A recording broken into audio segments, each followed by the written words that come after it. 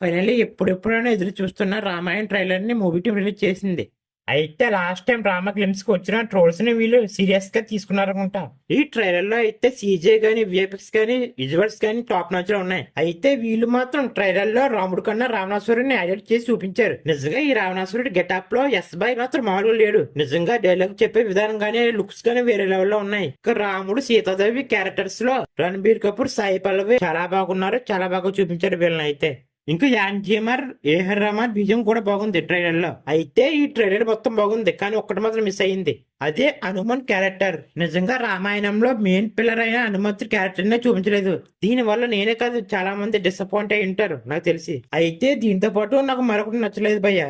Budget ఉందని చెప్పి మరీ హెవీగా పెట్టేశారు భయ్య. సీజే ట్రైలర్ ఎక్కడ చూసినా సీజే కనబడుతుంది తప్ప నేచురల్ ఫీల్ అయితే ఎక్కడ అనిపించడం లేదు. మరి ఎంత బడ్జెట్ పెడుతున్నప్పుడు ఎంతో కొంత రియల్ లొకేషన్స్ లో తీయొచ్చు కదా భయ్య.